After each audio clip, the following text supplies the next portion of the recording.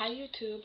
I wanted to come on to thank everyone for the great support that I've received um, for over the past few days with the videos that I've put out. Um, Thank you for your compliments and thank you for your constructive criticism. One of which was that my mic was too low. Excuse me while I take my glasses off.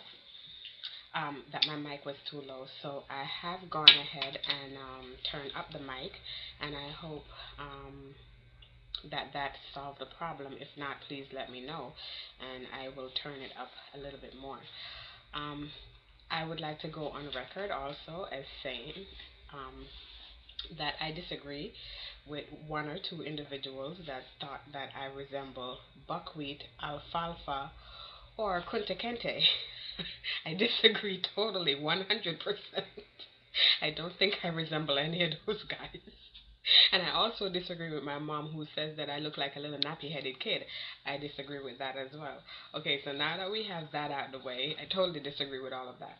So now that we have that out of the way, my hairstyle today was it's a twist out. So I finally removed the twists from my hair and I am wearing a twist out. But I'm wearing what I call a control twist out. So it's a twist out. The twists aren't in anymore. And as you can see, I'm moving a little bit closer, that the strands aren't intertwined anymore. So I removed the twists. Then what I did after I removed the twists was I simply took, I wanted my twists to be, my twist out to be a control twist out. That's what I call this style. It's a control twist out. Um, I didn't want the poof, the big hair, so I tied it down overnight to make it nice and flat. The great thing about having your hair natural is you can pretty much shape and sculpt it in any direction you want, or to do pretty much anything you want, and it will pretty much stay that way. That's awesome, in my opinion. So I wear my scarf last night. Well, I wear my scarf every night, but last night when I wore it, I tied it a little bit extra tight so that I could flatten down my hair and I won't have this big poof. And then I put this over it, and this is just a little headband.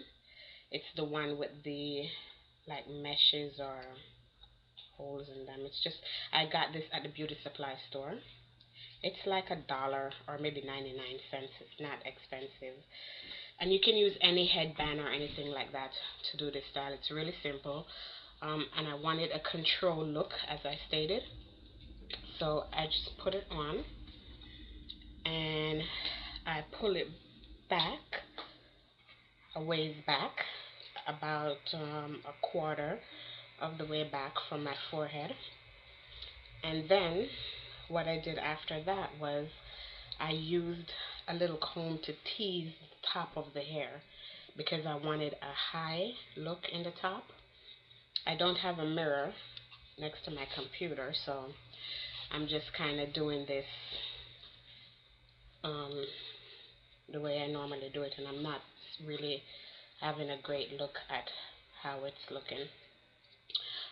But to get my little poof up top, I just kind of use your hands to push up the back part of your hair, just like this, and you can see the poof that I get. Now you will be shaping it, shaping the hair so that it doesn't have like a odd look or a weird look to it. Also, what I do is I use my hands, the palm of my hands, and pretty much flatten down the side part of the hair, so I get this tapered look in the sides of the hair, and also from the pretty much from the poof going down, I'll have a tapered look. This to me is a very conservative look for work.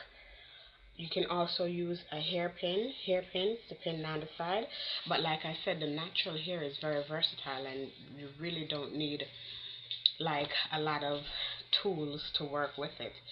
Pretty much you can just shape it and sculpt it just with these, your hands. And that's what I did. So today it's really bad here in New York though. It's raining, it's been raining all day. It was a bad day to wear my hair in a twist out. It has been raining all day. It's still drizzling a little bit. And it was just a bad day for my hair. So my hair did get a little bit wet, and it probably doesn't look as great as I would have liked it to look. But I think you can get the idea, the basic idea with this hairstyle. And I will turn to the side, and this way you can get a view of what it might look like at the side. And then I'll go ahead and turn to the other side. And forgive me if I'm not turning too much on this side. I have a stiff neck and shoulders. Um, and that's pretty much how this look comes out. Now I wanted to talk briefly about transitioning from your perm hair to natural hair. Um, a girlfriend of mine inquired today about transitioning. She is thinking about becoming a natural. Now her hair is quite long. It's about maybe somewhere down here to bra strap length or something like that. So it's quite long, and she's have concerns about cutting it all off. My suggestion to her was not to cut it all off. It can be a little bit shocking when you're transitioning. For me, I did my big chop. I just braid up my hair and whoosh, it was all gone. And my hair was down to like top of the shoulder when I chopped it off. I have pictures. I will post pictures soon of my hair just before I chopped it off and after I chopped it off. It was like this much after I chopped it off. I wasn't even able to twist it. I wasn't able to hold it to twist it, so it was like really, really small. But transition hairstyles that you can wear, I have three great ideas. Well, I have many great ideas, but for starters, here is three. One, you can braid your hair up in little braids and stuff, wear it that way. A word of caution, when you braid your hair though, you have to be careful not to braid it too tight. If the hair is braided too tight, that can cause problems along your hairline with temporary baldness or even permanent baldness if you do it over a period of time. So you want to be careful with that. Second thing to be careful about with the braiding when you transition in, or even if you use the braiding as a protective style, excuse me, when you see me looking down, I'm looking at Shakespeare to make sure that he's not giving trouble down there on the floor. So when you're using the braids as a transition in hairstyle, you have to be careful of that, of the tightness of the hair. You don't want to lose your hairline, and you don't want to, no puppy kisses, Shakespeare, no puppy kisses, and you don't want to have permanent or temporary baldness. Also, you have to be careful of the length of time you're wearing the hair. My suggestion, no longer than 2 to 3 months with the braids in. Any longer than that, and you run the chance of your hair locking while it's braided. And if that happens, the only thing that you can do to correct that would be to cut it off. A friend of mine, that happened to her where she had the braids in a little bit longer than she should have. When she took the braids out, there was a lot of length to her hair, but unfortunately her hair had lock, and there was nothing she could do but to cut off the hair. So we don't want that happening. We're trying to grow our hair out, not lose length. So we have to be careful with the length of time that we have the braids in our hair. The next transitioning style that I would suggest is a wig. You can wear a full head wig. That is pretty easy to do. You just go to the store, you purchase a wig, and you wear the wig. Um, if you find a wig that you think is too long, my suggestion would be purchase it anyway, and you can cut the wig into a style that you desire. If you're not able to do that, then you can have someone cut it for you, or you can take it to your beautician and have your beautician cut it for you.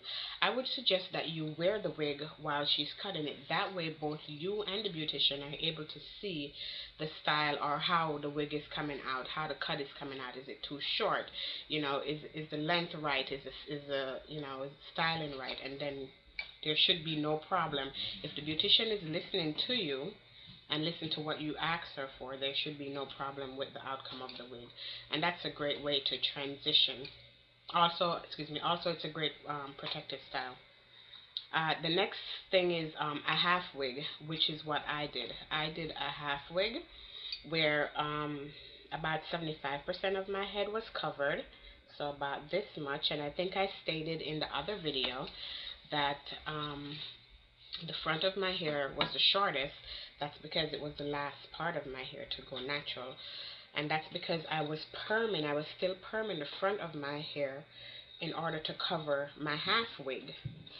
So that is not something that I would suggest for you guys to do, to go with the half wig, because then you'll have this uneven afro when you're growing your hair out.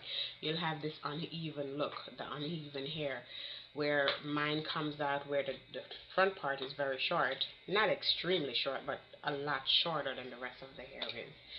Um, my suggestion would be preferably the full wig or the braids. You can also do other styles where you can wear your hair in twists.